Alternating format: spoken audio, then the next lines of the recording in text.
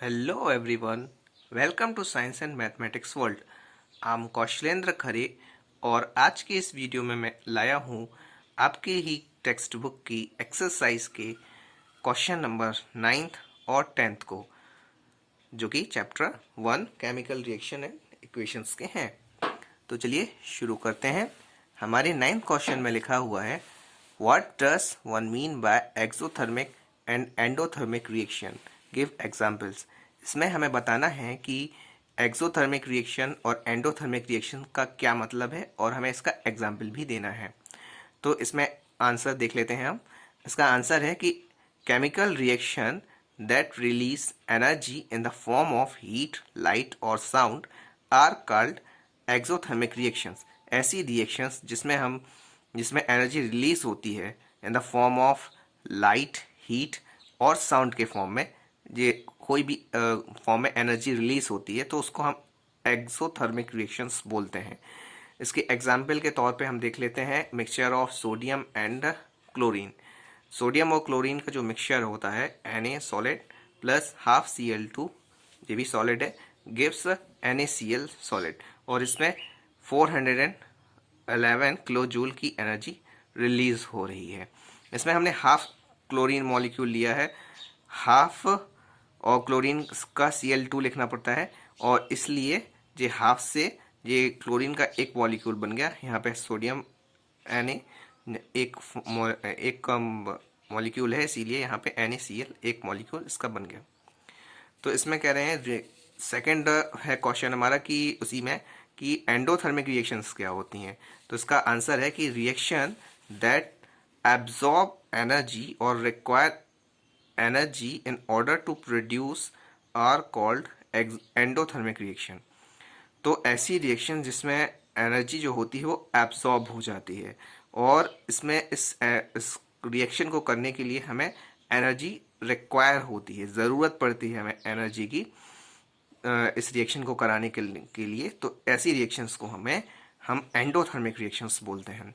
इसका एग्जाम्पल देख लेते हैं। इसके एग्जाम्पल में है, in the process of photosynthesis plants uses the energy from the sun to convert carbon dioxide and water to glucose and oxygen।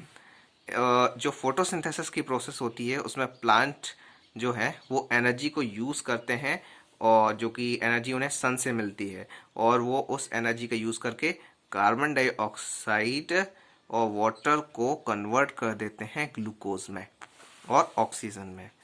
तो हमें पता है कि जब फोटोसिंथेसिस प्रोसेस होती है तो उसमें ऑक्सीजन रिलीज होती है। तो ये हमारी फोटोसिंथेसिस प्रोसेस की रिएक्शन दी हुई है कि इसमें सिक्स CO2 गैसियस फॉर्म में लिया गया है, प्लस 6H2O ये लिक्विड फॉर्म में है, सनलाइट की प्रेजेंस है, और ये हमें मिल रहा है C6H12O6। ये क्या है? ग्लूकोज है हमारा, और ये ऑक्सीजन रिलीज हो रही है गैसेस फॉर्म। तो ये था हमारा क्वेश्चन नंबर 9। अब हम चलते हैं क्वेश्चन नंबर 10th की तरफ। क्वेश्चन नंबर 10th जो है हमारा, वो कह रहा है कि why respiration is considered an exothermic reaction, explain. इसमें हमें ये बताना है कि जो हमारी रेस्पिरेशन है उसमें उसे हम एक्सोथर्मिक रिएक्शन क्यों कहते हैं। तो इसका आंसर देख लेते हैं। इसका आंसर है कि energy in our body is obtained from the blood we eat, नहीं sorry, energy in the body, energy in our body is obtained from the food we eat. इसका मतलब है कि जो हम एनर्जी हमारी बॉडी में मिलती है वो किससे आती है? वो फूड से आती है जो कि हम खाते हैं। ड्यूरिंग डाइजेशन, डाइजेशन के दौरान large molecules of food large molecules of food are broken down into simpler substances। बड़े मॉलिक्यूल्स होते हैं जो फूड के, वो सिंपलर सब्सटेंसेस में टूट जाते हैं, सच एज ग्लूकोज, जो कि ग्लूकोज के फॉर्म में होते हैं। Glucose combine with oxygen in the cells and provides energy. Glucose जो होता है वो ऑक्सीजन के साथ कंबाइन होके एनर्जी प्रोवाइड्स करता है। The special name of this combination reaction is respiration, और इसी को हम रेस्पिरेशन कहते हैं। since energy is released in the whole process, so this is an exothermic process. जो क्योंकि इस रिएक्शन में हाँ एनर्जी रिलीज होती है, इसीलिए हम इसको एक्सोथर्मिक प्रोसेस कहते हैं।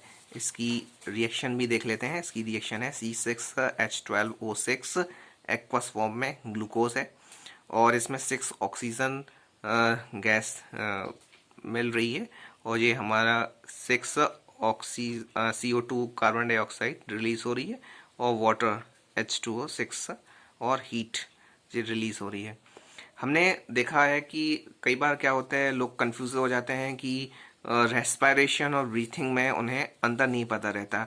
रेस्पिरेशन जो हम ब्रीथिंग किसे बोलते हैं, ब्रीथिंग सांस लेना इज अ कॉल्ड ब्रीथिंग, सांस लेना और कार्बन डाइऑक्साइड छोड़ना, इसे हम ब्रीथिंग बोलते हैं।